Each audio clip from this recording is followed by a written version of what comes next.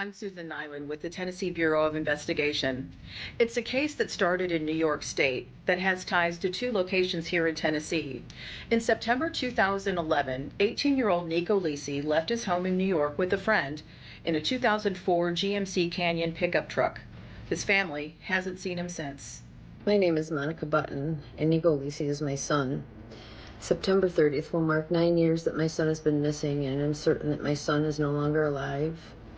Nico's entire family has been tortured for 9 years and handed this life sentence when we've committed no crime. After the family reported him missing, law enforcement officers in New York began looking into where Nieko might be.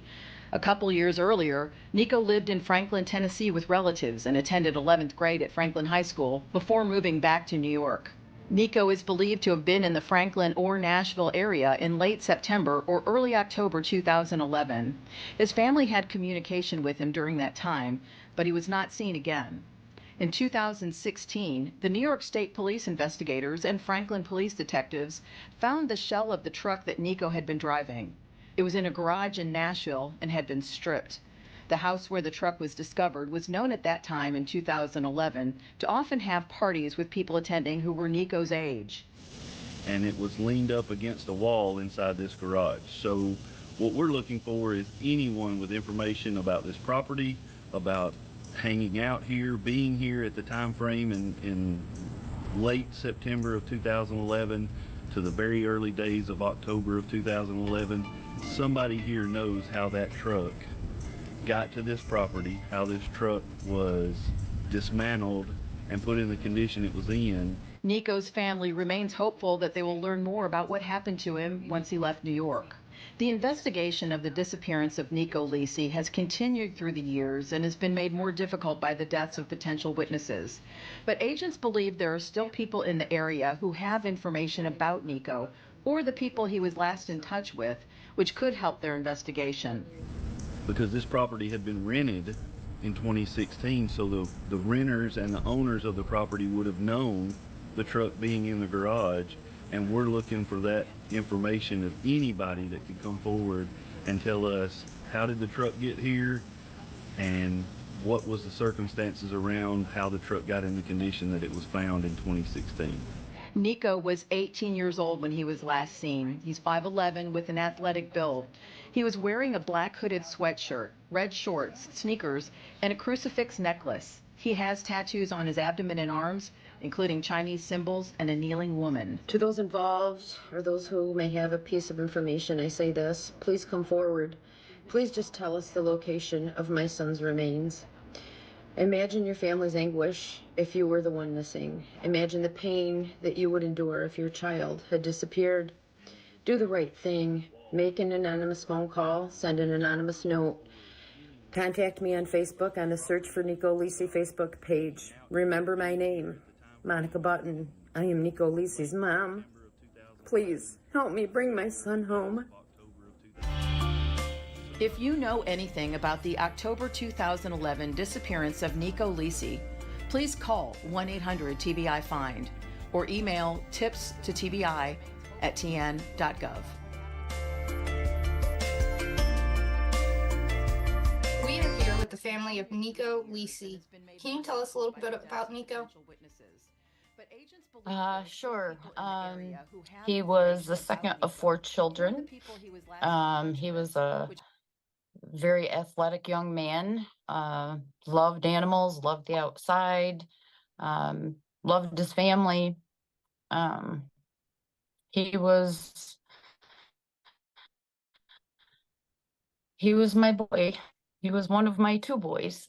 I don't really know. Do you want me? I'm not sure where you want me to start. Where you want me? I don't know if you want high school. When he was little, or to describe him over and over in these interviews, because it's a broad subject. But he was very, very athletic, very loyal to his friends, loyal to his family, never afraid to say what was on his mind. Sometimes that got him in trouble. He was very opinionated at times. he was an outgoing kid. Can you tell us about his disappearance? So he was 18 years old. It was Friday, September 30th, 2011. He had went to my brother's home around 2:30 in the afternoon. We live in the southern tier, probably about 15 minutes from the Pennsylvania border. And he showed up at my brother's house, and he was in company of one named Robert Knight. And that night, Friday night, my brother had called me and asked me if I had seen Nieko that day or talked to him. And I said, no. I said, what's going on? And he said, well, Nieko was here today and he was with this guy named Robbie Knight. And it was confusing for me because Nieko and Robbie weren't friends when they were in high school. It was just an odd combination for them to be together. So at that point, I tried to text Nieko. I'm calling him. He's not answering. And finally, I text him and I told him that I knew that he had been at the house on Friday because his sneakers were gone and his bedroom door was left open. And I said, what else did you take? And I got back a text that said clothes, duh. And I just rolled my eyes, like, he's 18 years old. He's out raising hell, and I went to bed. Got up Saturday morning, went to work. The first customers came in of the day, and they asked me if I knew about a stolen truck from town. And I didn't have any idea what they were talking about. And I said, where'd you hear that? And she said she read it in the paper, and she had her husband go out and get the paper for me. And I was standing there reading this article about this stolen vehicle, and I was just sick. And I went out in back of my shop and I called my brother and I said, what kind of vehicle were those boys in when they were at your house yesterday? And he starts describing this truck that I was reading about in the paper. So I made phone calls to my husband. I eventually got a hold of Robbie's grandmother. Robbie's grandmother said that she had dropped Robbie off with Nieko a week prior, which didn't make any sense to our family because Nieko was staying at my mom's cabin on and off. He had been at my brother's house. He had been at my sister's house that week, but none of us saw Robbie. He never mentioned Robbie. But I called Robbie's grandparents and I said, does Robbie have your truck? And she said, we don't have a truck. And so then I knew that those boys were involved in the theft of a truck. And so this, it was Saturday, October 1st. We're blowing up Nico's phone. We're texting him. And when I say we, I mean friends and family, cousins, his brothers and sister, my husband, myself, his dad, everyone, my mom. It was just crazy, a crazy time. And I called the police.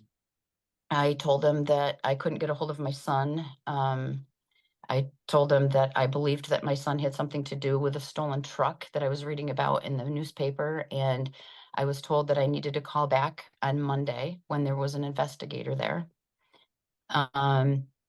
So Saturday, late Saturday afternoon, I find out that Robbie had arrived in Michigan. And again, remember, Nieko and Robbie were at my brother's house on Friday around 2:30 in the afternoon. And this is New York, right? And this is in New York. Yeah. So they leave New York and they went to Michigan because Robbie was found at his dad's house in Michigan, sleeping on his sofa around 10 a.m. on Saturday the 1st.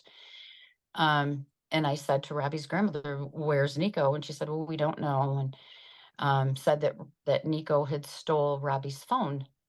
And I said, what's the phone number to the phone? And so she gave me the phone number to Robbie's phone. And she said, but I'm going to disconnect it. And I said, please don't disconnect it. Nico's not answering his phone. If he has Robbie's phone, maybe he'll answer it. And, you know, it's scattered information at this point. I mean, I don't really know a whole lot, and this is being, Saturday the 1st. Um, I eventually learn that Robbie was he was taken by the Michigan State Police on October 5th, which was a Wednesday, for questioning. And in my mind, I'm thinking, I'm trying to call the police, I'm trying to involve them, and I wasn't being heard. It was, I think Nico was profiled by the police in the very beginning of this. Nico had some trouble with the law. That was no secret. And law enforcement kind of treated it as though he's on the run. And as his mother, I knew that something was wrong and I was not being heard. So I get through the weekend. I have no contact with any more police until Monday. I did eventually get to talk to an investigator. They had actually sent still photos to the local police department, and I had been asked to go there to ID these photos. And so I had ID'd Robbie and Neiko in these still photos, and they were taken, some of them were taken in Kenona, New York at a truck stop, and some of them were taken at Wegmans in Rochester, New York. And as information is coming in and as I'm learning things, the police were aware of the stolen truck because it was stolen in the middle of the night. So people go to bed on Thursday night, early Friday morning, this man discovers that his truck is gone from his driveway and reports it. And these boys had used a credit card that was in that truck. And I don't know, they were purchasing Gatorade and chips or whatever. And the man cancels the credit card. So that's how the police knew that they had been to Kenona and they had been to Rochester. But they came back here in the same area and went to my brother's house that afternoon. So they had been to Kenona, they had been to Rochester, they had been back to this area, and then ended up in Michigan. In my mind, I'm thinking Michigan State Police should have been picking Robbie up on, Saturday when he arrived there. But he never got picked up until the 5th. When Robbie was being interviewed and asked about, I would assume about Neiko, about the truck. I'm not even sure what questions were asked. I was never given that specific of information. But he did have a nervous breakdown of some sort, and he was taken to a psychiatric facility. And again, I'm learning this, days after the fact. I did learn from New York State Police that he was in a hospital and that he could not be questioned while he was at the hospital. And then my sister had noticed that Robbie was active on Facebook. And she called me and she said, he must be out of the hospital. Why are the police not questioning him? And I called the investigator at home that night and I said, Robbie's out of the hospital. And she said, well, how do you know? And I said, because he's on Facebook. And she said, well, we'll have to wait until Monday for somebody to go out there, to talk to him. It's the weekend. Well, Monday came, which was the 10th of October. And my brother-in-law, who was a teacher at our local school, called me and asked if I was home alone, if my husband was home. And I said, we're here. What's up? What's going on? And he said, Robbie Knight was dead. And so at that point, I mean, from September 30th to October 10th, this whirlwind that I'm living in, this 24-hour-a-day chaos. And in the meantime, I mean, me talking about it, it sounds like it moves along quite nicely and smoothly. It was not. There was just a lot of upset, especially between me and what I felt law enforcement should be doing. And I've never been quiet about that. But you kind of learn to take a step back, and I would gather myself and think, I can't make enemies out of the police because they're helping me. They have to help me. So, it was a learning process for a very, very long time, but Robbie Knight died, and my family, we were just like, he was the last link, oh my God, what's happening? We also had obtained phone records within that 10 days. And I had got a list of the contacts of Nico's phone. And we had accessed the Verizon website and found that Nico's phone had traveled to Franklin, Tennessee. And all of this information is being conveyed to New York State Police. But it was just dismissed, in my opinion. Again, I was not being heard. They had their preconceived notions of what they believed was happening with Nico, and I had the opposite. And we did not see eye to eye on that. The phone records were a huge issue for me. I mean, there was a map from Verizon that showed where his phone had traveled from New York State, had traveled to Michigan, and had traveled to Franklin, Tennessee, where, I might add, Nico had went to school there in 2009 and 2010. So he knew people in that area. He had stayed with my in-laws there, and he had started school in August of 2009, and in February of 2010, he came back here unannounced, wanted to come home and didn't want to stay with my in-laws anymore. And I was happy that he was home. 13 years later, I reflect back and wonder what kind of friends he really made there, because they did away with him. So it was years of,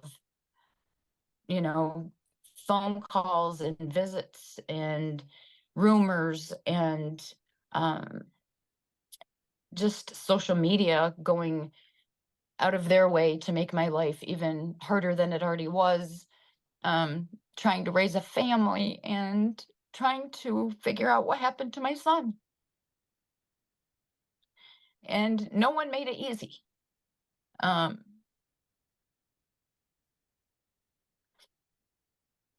So we can travel to 2015 was the first time that New York State Police ever left this area.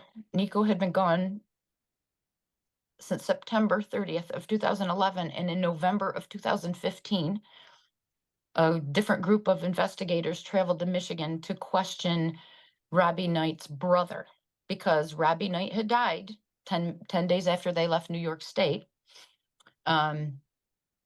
So they traveled to Michigan, talked to Robbie's brother, who was incarcerated at the time. They couldn't talk to Robbie's father because Robbie's father had also passed by then.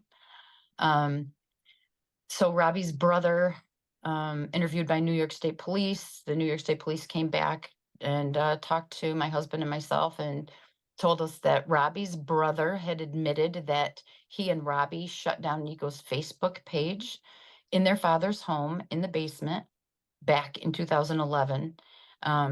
Why? I was never told why. And I will never be told why, because now Robbie Knight's brother is deceased as well. So as we're going through these years and these things are happening, I'm just so frustrated because people that have information are now dead, and they were, not talked to by police. Robbie's dad, Robbie himself, the interview was never complete. Then he died. Then his dad died, and then his brother died.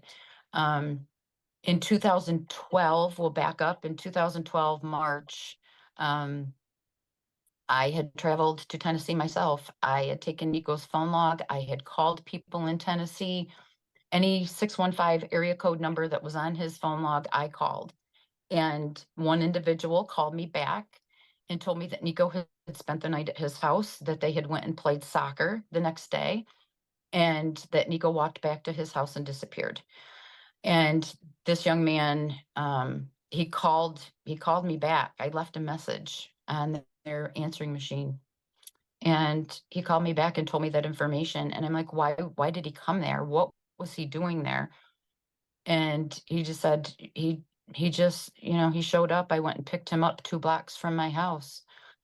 And I was just, frantic. And I'm with the police. And this phone call happened in December, when I spoke with them, but I didn't make the trip to Franklin, Tennessee until March.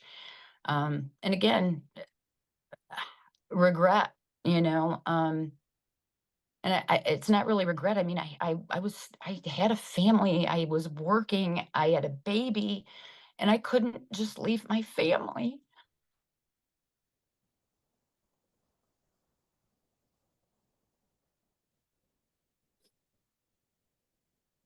And so the young man called me in December, and said that Nico had stayed all night there. And I went to his house in March.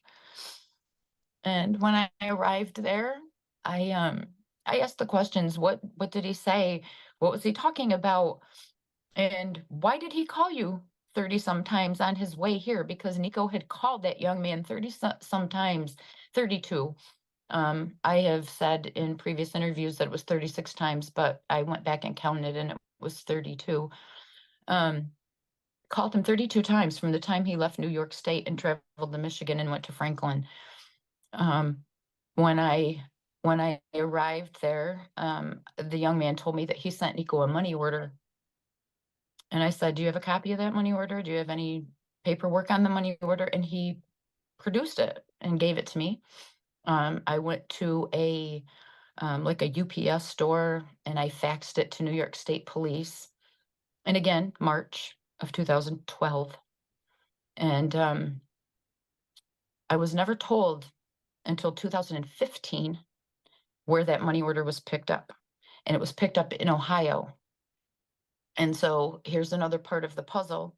I'm wondering, when I find this out about this money order, how could Nico have picked that money order up? Because on October 3rd, 4 days after he left, actually 3, he left on a Friday, Monday afternoon, I received in the mail Nico's license with a note attached that said, found this on the ground at the Hornell post office, thought you might need it.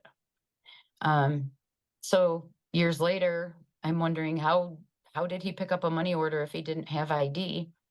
And still these questions linger. And I mean, I have good moments and bad moments when it comes to that. I know that I can't go back and I can't change what the police did or did not do, or what I did or did not do. But there was just this heaviness within me that I knew that boy had went to Tennessee. It was the only place that he knew other people. He had went to school there. He had lived in a community there, and he was calling these people. And back in December of 2011, along with this young man calling me, I had someone reach out to me on Facebook, and it was a young lady. And it was a friend of Nico's that he had went to school with in Franklin. And she had told me to reach out to another family and gave me the family's name and their phone number. And I called these people and talked to them on the phone in December of 2011. And they said that they had no idea that Nico was missing. They were so sorry, that they would pray for my family. And then in 2016, the truck was found on a property that those people owned in Nashville, Tennessee. And for those that know the story, I mean, there's so many people that they hear me do these interviews and they follow the case, and they know the story. And it's just heartbreaking when these people in this phone log, these people that I talked to, and these names were given to New York State Police, and they were just ignored until 2016. In July of 2016, the New York State Police traveled to Franklin, Tennessee.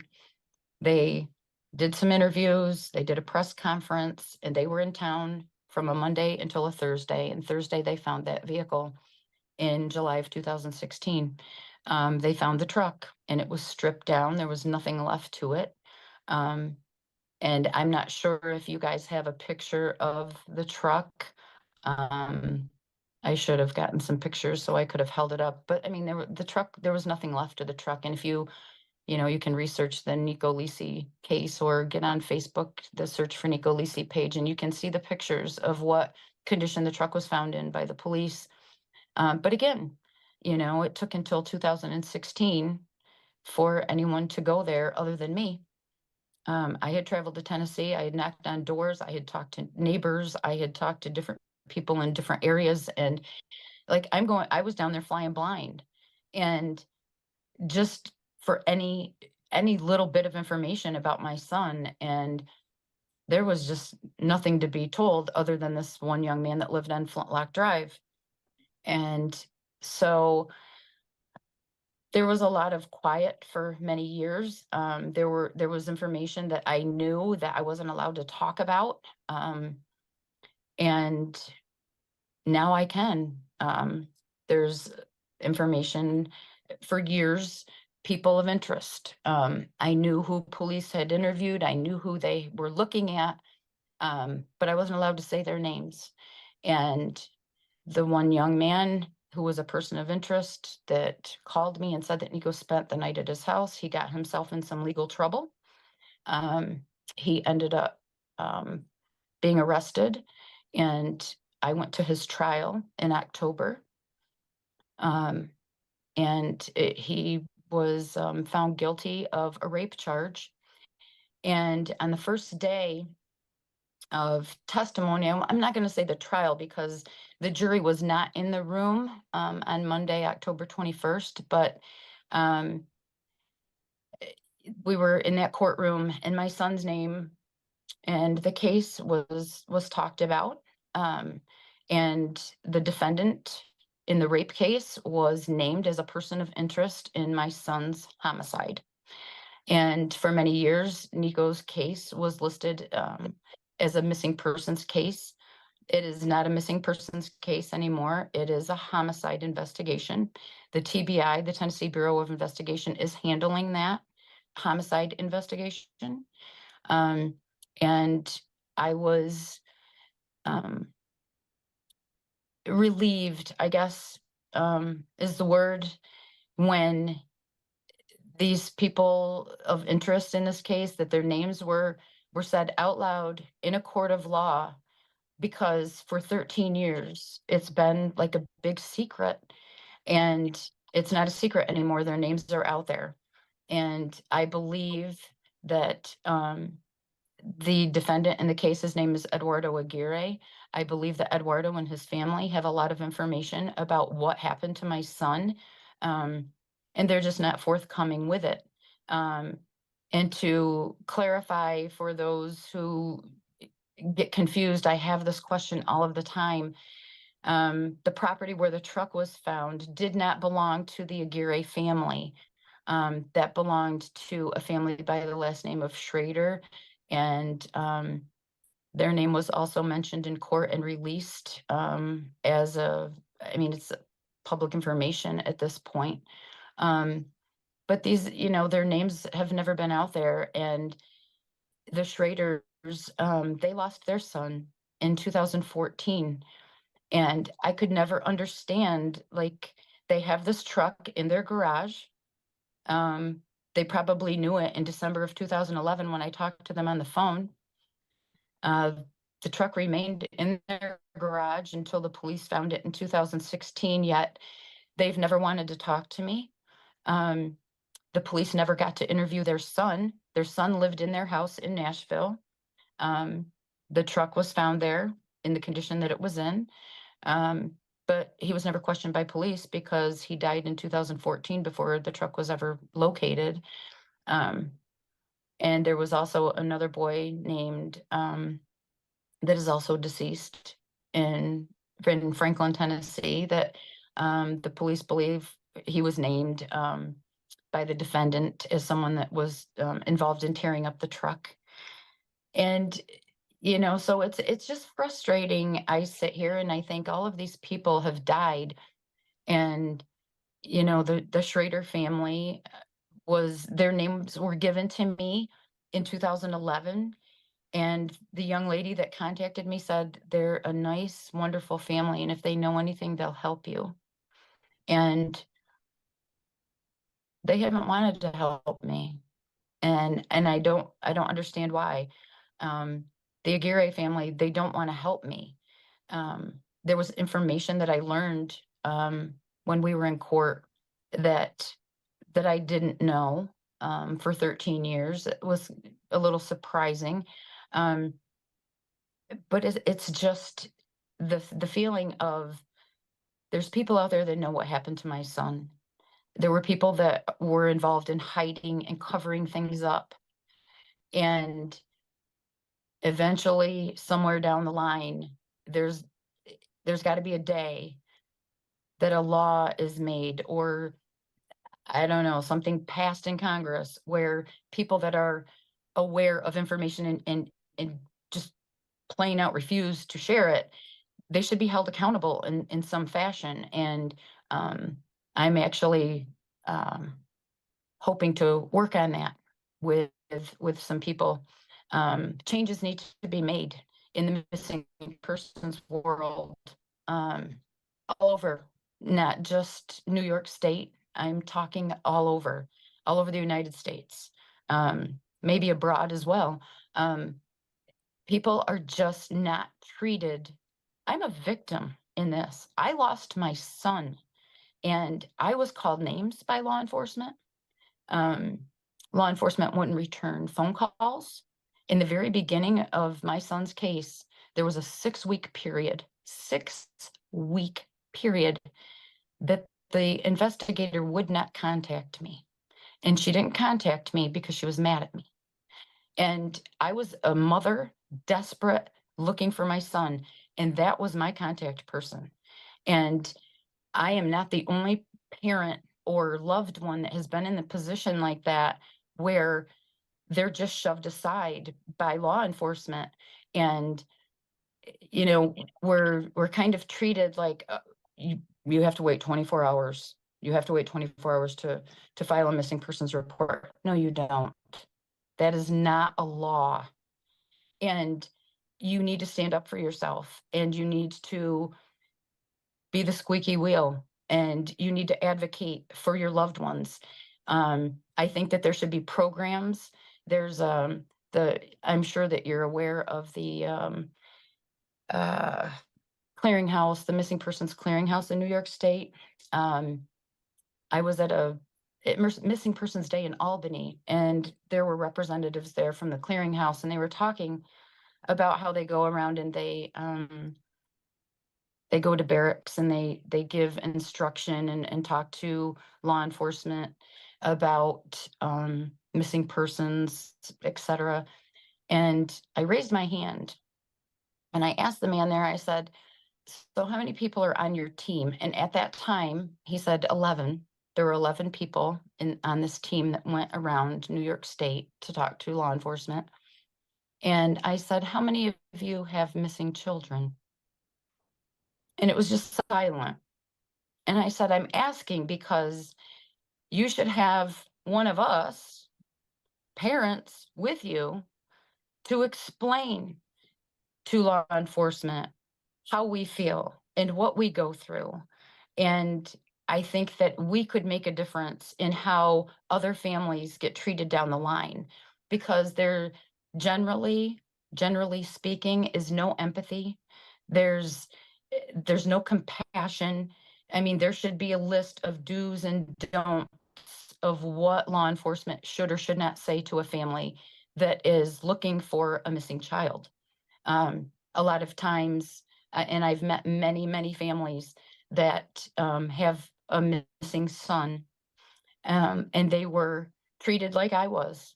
The kid was in trouble, or the kid was into drugs, or the kid stole a truck, or it doesn't matter. It doesn't matter if a missing person is involved in drugs. It doesn't matter if they stole something. If you're missing your missing person, your loved one, you should be listened to, because law enforcement is ultimately who is supposed to be helping you.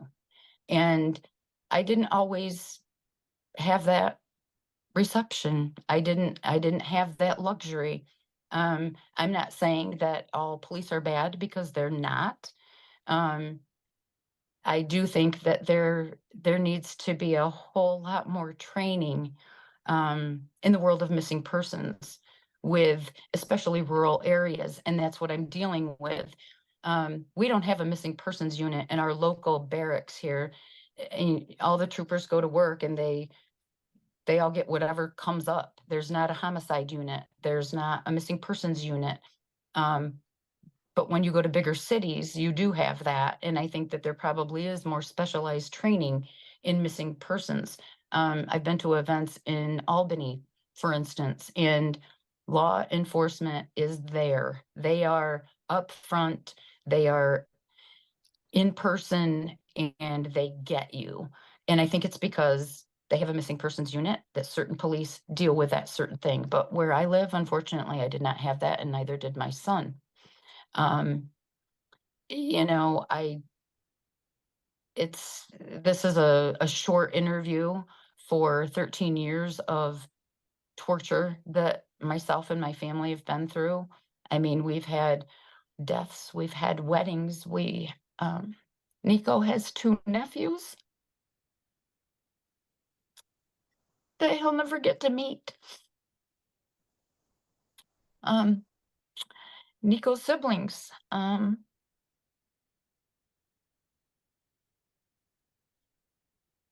they don't know what to,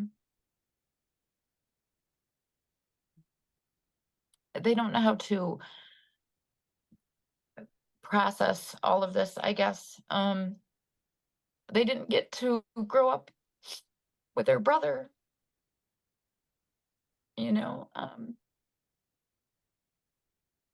Question for you, going back in time here.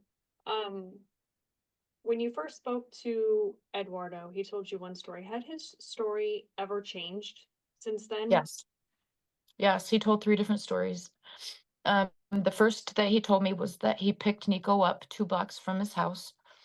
And then when I went to Tennessee, he told that Neiko was dropped off, and that Neiko just came walking up to his house. And another was that he just walked up to the house. He walked up to the house. Another was that he was dropped off there. And then the very first story was that he had went and picked him up 2 blocks from the house. So yeah, he told 3 different stories.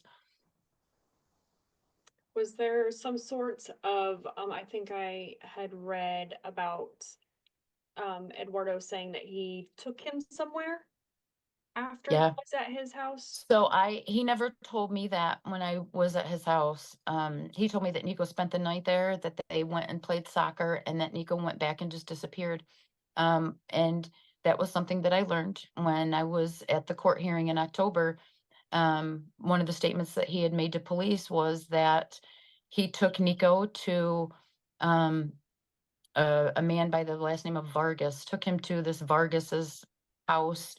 This Vargas was going to find Neiko a room to stay in.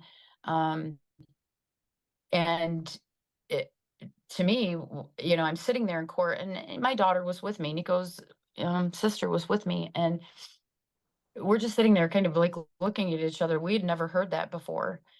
And they're reading that statement in court, and I'm just like, oh my God, like he knows exactly what happened, and he's lying about all of this. You know, he tells me one thing, he tells the police something else in 2011, he tells the police in 2016 something else. And the one thing that really that I did know back in 2016 when the truck was found, when that investigator called me that day, he told me that he thought that my instincts were right. And he told me that he felt that way when he was interviewing Eduardo, because Eduardo said that he threw Neiko's clothes away. And that gave him the impression, the same impression that I have as Neiko's mother. I mean, this young man knew that I was looking for Neiko. I had called his home. He called me back and made up the story about Neiko being there, but he never told me he threw his clothes away. And if you know that their mother is looking for them, why would you throw their clothes away? Unless you knew they were never coming back. And Neiko thought that he was his friend, apparently. I mean, I had never heard of Eduardo. I didn't know him until he called my house and told me that Neiko had been there, because I had the young man's phone number from Nico's phone log. So it leaves a lot to question, what does he really know and how much is he not telling? And I think there's a lot. Do you know if his home was ever searched? Not to my knowledge. Because of course, you have to remember, New York State Police never went there until 2016. Almost 5 years after the fact. When his phone records indicated that he was there. And I was told by an investigator of the New York State Police, just because his phone traveled doesn't mean he did. That's what I was told. And from 2011 until 2016 or to current day, does he still live at that address? No, he does not. No. And that's another thing. Like, I think of this as like, Neiko is still 18. Neiko, realistically, if he was alive, he would be 31. And and this is another thing about the Eduardo situation. So back in 2011, I am not on social media a lot. My daughter had actually made me a Facebook. I was not friends with Neiko on Facebook. I never saw his Facebook. So I don't know what he had on his Facebook, because back then MySpace was big, but Facebook was just coming out, and he did have a MySpace account that I have seen. But the Facebook thing in 2011, when Eduardo called me and said, yes, Neiko was here, he spent the night at my house, I believed that Neiko knew him from school, that Neiko went to school with him. And that was the connection. And I mean, I didn't know anyone in Tennessee to really ask. It was just, this is the kid Neiko went to school with. And years later, I found out that Eduardo was actually 2 years older than my son. So when Neiko was 18, this kid was already 20. He was already out of school. So when Neiko was down there in school, how did he even meet this kid? I don't know. And I didn't, again, back then, years ago, I'd never seen a picture of this boy. I didn't know anything about him. And then it was years later that I learned that he was 2 years older than Neiko. So he didn't go to school with Neiko because he was already out of school. And he never told me that either. It was just, I was just led to believe. And it's just one of those things that you just wish that you could go back and have the knowledge that you have now, because it doesn't make sense. And there's still missing pieces to all of this that I sit and just recently, within the last couple of weeks, I called the Hornell post office. And I asked them if they remembered back in 2011 when my son went missing. Did the police ever come in there and talk to anyone? Did they ever come talk to you about the license being found out front? And the person that I spoke with, to his knowledge, no. He said, I don't ever remember police ever coming in here and asking me about your son. And it's just little things like that that I still think about, that bother me. Like, why was Neiko's license in front of that post office? Did he go in that post office? Did he have a post office box there that I didn't know about? And I asked those questions to the postmaster just within the last couple of weeks. And again, my son has been gone for 13 years. And when he first went missing, I remember laying on my bathroom floor, and it was October 1st. And it was about 11 o'clock at night. And I laid in a ball and I cried and I screamed. And I felt that I was never going to see my son again. And I don't know, a lot of people say, well, mothers have that. They have that instinct. And I had so many people from law enforcement trying to convince me that my son was on the run. And so I would flip back and forth. It was like a roller coaster. It's like, today I'm really low and I don't want to get out of bed. And then, oh, wait, maybe he is here. Maybe he did this. And that wave of emotion that you have is like unbearable. Like you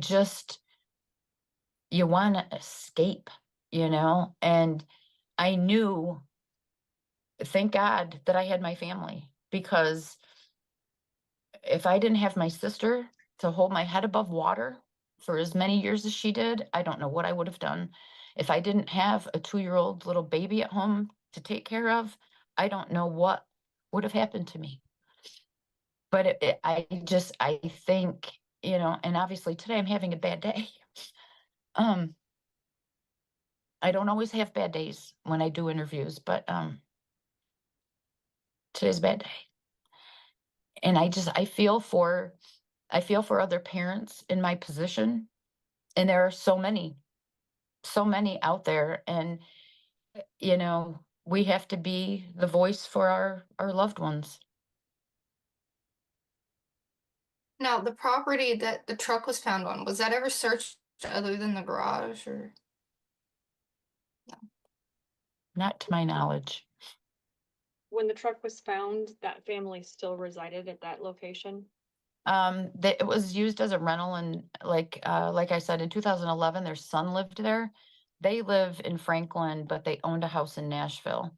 And so the family lived in Franklin. The son graduated, moved to Nashville in their rental property. He lived there in 2011 until he passed away in 2014. In 2016, when the New York State Police went there, the family's daughter was living there at the house, and the truck was in the garage when they unlocked it for the police to go in. Any idea how they got led to that location? I do not. I know that it was in an interview that they did in 2016. They got a tip. Actually, I don't know if it was an actual interview or a phone-in tip, because they had a press conference the day before they found the truck, and that was put out on all their media outlets and whatnot. And then Thursday, they did find the truck. Now, you said a money order was sent to him in Ohio. Do you know what date that was? It was dated October 1st, Do you 2011. know what day they picked it up? October 1st. October 1st. And then what day did his phone ping in Tennessee? October 1st. What about paying And out to? I don't know about pinging in Michigan, but you can tell, like, and I don't even know if Verizon does this anymore. I have the documents. I wish I would have brought some folders out here. There's like it was a graph. Like, it would tell you where calls originated from and where they were going to. And you could see on when he was calling Eduardo in Franklin, Tennessee, you could see that call had originated from Romulus, Michigan, let's say. And then you could see where calls were originating from Middletown, Ohio. And then you could see where they were coming from Bowling Green, Kentucky. So it was on his way down. And you could see that on this chart from Verizon. Not to mention the 32 phone calls to a 615 area code phone number on the way down there. So the money order I believe, was picked up like at, I don't know, 10 a.m. roughly. And the pinging of the phone from Flintlock Drive, and that was a phone call that my mother made. My mother called Nico's phone and someone picked it up. And that was Eastern time, 5:08. I believe it was 5:08, 5:06, 5:08 p.m. Eastern time. So it was 4:08 in Franklin because they're an hour behind us here in New York. And that was the Flintlock Drive ping, was when my mother called and she thought it was him. Someone picked up and said, "I can't talk right now, I'll call you back." And that was at 5:08, I believe, p.m. on October 1st. So, and if you do the math in the hours of the driving, it all works out. Did anybody else that you tried to reach out to that he had contact with ever reach back out to you? Yes. An innocent party that went to school with him that he had contact with. I did get a phone call from her, spoke with her mother, over the years have become, I would say, good friends with them. I have never met them in person still to this day because they don't live in Franklin anymore, but they were very nice people, very concerned. They liked my son. And he did have one friend. I have, because I have to correct myself as I go along here when I do these interviews, because I have been quoted in saying that none of Nico's friends' families ever reached out to me from Franklin. And there was a group of them, there were 4 of them that were pretty tight. And it's hurtful that, those people that he thought cared about him, that he talked about here at home in New York, that I knew their names in my house. I knew that he had went to their homes and stuff and spent time. Like, there was only one of those boys, and I've been quoted previously saying none of them, but one of those boys' families, I do keep in touch with them. They keep in touch with me, but the rest of them never contacted me. They never reached out. Is there anything we could do? Can we put up a flyer? I know you're coming to town. None of that. I mean, I was in Franklin putting up flyers and got told that I must be mistaken, that it couldn't have happened there because, do you know what the annual household income is here? I said, I don't care what your annual household income is. I'm telling you that something happened to my son in this city. And, it just depends on where you are and how you're treated and how you're talked to. And there are people in that area that do not like bad press. I mean, look it up. Franklin is, one of the top 10 most desirable places to live and to raise a family in the United States of America. And it's one of the richest, one of the top 5 richest communities. So I have to deal with that. It's just disheartening. I mean, there are definitely people in Franklin that care. But there's also people in Franklin that would like me to shut my mouth. And I'm just not going to. No. Now, you did say that he threw out some of his clothes. Was his phone or any of his other personal belongings ever found? No. No. Did he ever have contact with the in-laws that he had previously lived with in Franklin during that time? No. No. And the And they were, I mean, they were on the lookout. They were very well aware that he had, left this area. I mean, I was in touch with them immediately, and he never made contact with them when he was there. And the young lady that you did make contact with, that he had contact with, did she say what he called and talked about? Was it just casual? Did he tell her any plans that he was doing? So it was, I'm going to say, a month prior to him disappearing. He had called, he was talking to her, telling her that when he comes to town, he was going to come and see her. it was just this banter, this friendly. I mean, he thought a lot of her, she thought a lot of him. She missed him, he missed her, kind of thing. And they weren't boyfriend, girlfriend. They were just friends. And she she cared about him. And then when I ended up calling and telling that he went missing, I mean, she couldn't believe it. And she felt like, if Nico's in town, if he's down here, he'll come and see me. I know he will.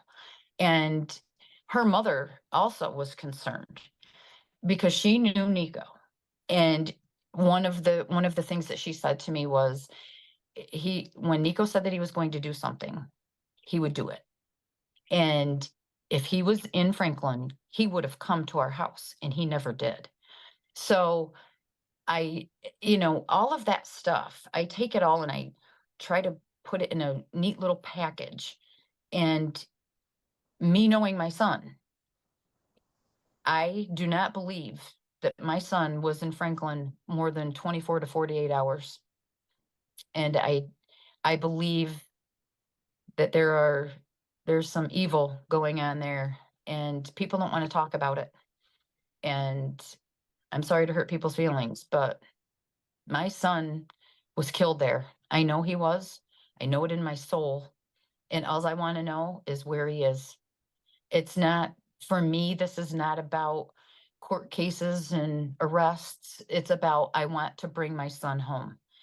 And if anybody has that information, they can contact me anonymously, by mail, I don't know, call me, text me from an unknown number. I don't care. Call the TBI. You can remain anonymous with them as well. And people think, oh, well, if I call the TBI, they're going to have my phone number. That's not how that works. And they do have an anonymous tip line, and just call and say, hey, Nico's body is here, and I'll figure out the rest. That's all I want. I want to bring him home.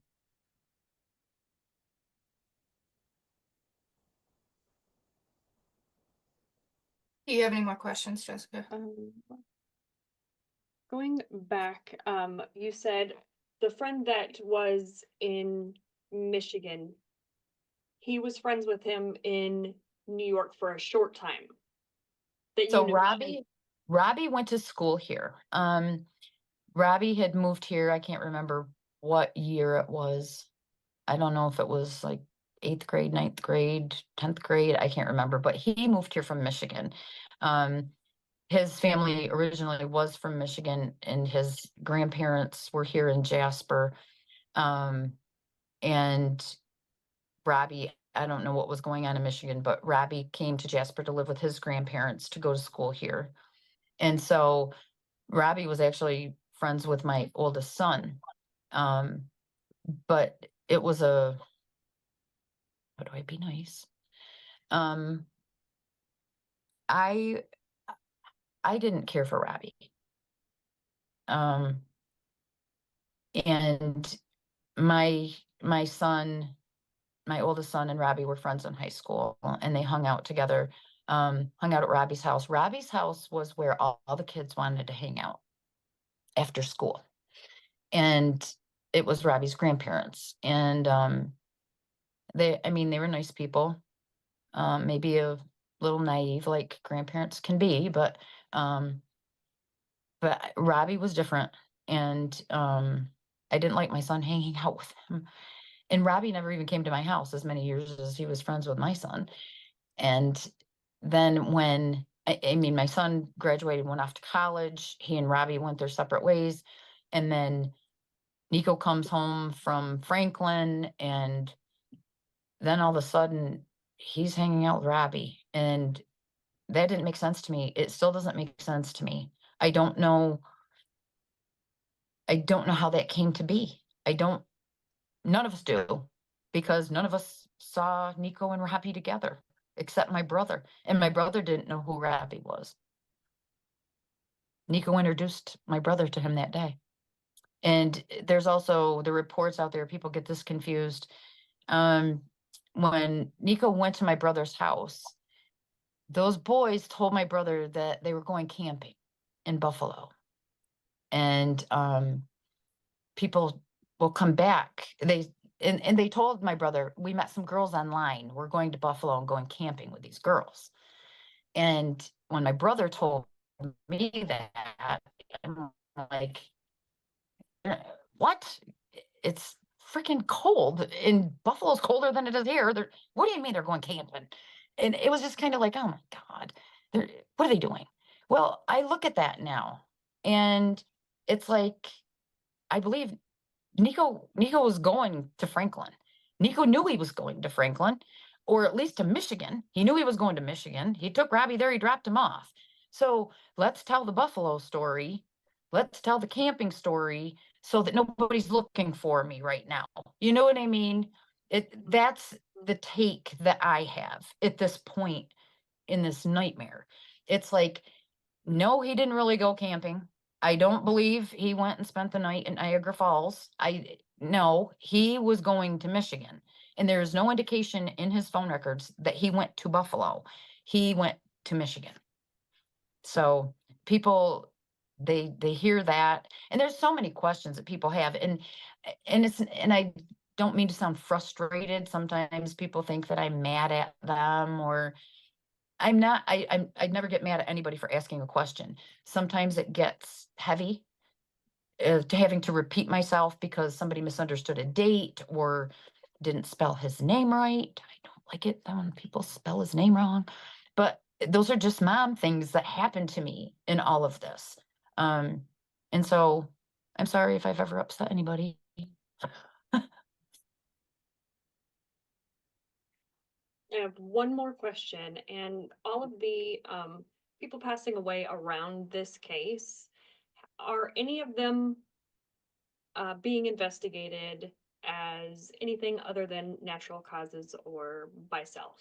So I am not 100% clear on that. I do know that one of the parents of one of the boys in Tennessee that's deceased made a statement about her son's murder. And I had inadvertently asked New York State Police about it because New York State Police were handling it at the time. And I said, is that boy's death being investigated as a murder? And the answer was, I don't know anything about that because we aren't handling any cases in Tennessee, but he died of a drug overdose. So again, I mean, do I have my suspicions there? I think it's awfully convenient that there are two boys in Tennessee that were named by that defendant, Eduardo Aguirre, and they are both dead, and they were both drug overdoses. So do I think that that's suspicious? Indeed. Do I have any proof to say that something was done to them on purpose? No, I don't. But I would hope that their parents are pressing that. That's what I would hope. Do you have any more questions, Tessa? Nope, I'm out. Okay. Ryan, is there any community questions? I don't believe so. They did message over saying that they didn't have any that weren't answered already. Oh, okay. Okay, perfect. Now, can you tell us where to follow Nico's story? You said you have a Facebook page? So we have a Facebook page. It's called Search for Nieko Lisi.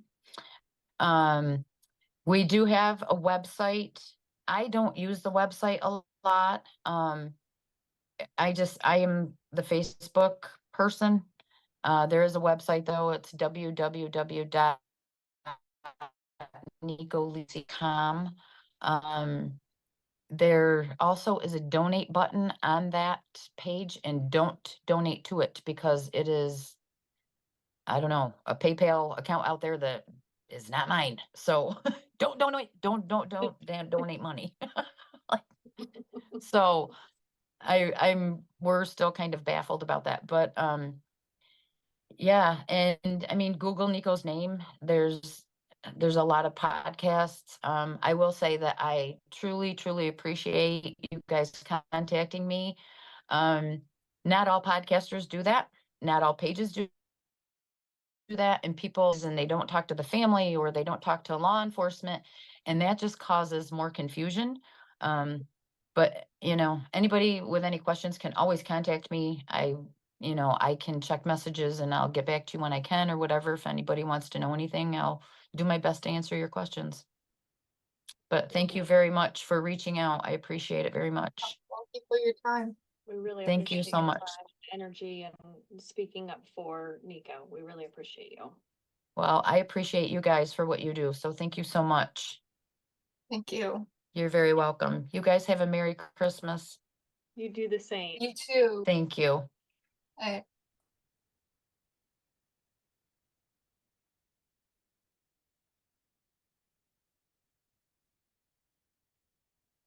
You did so good. You are so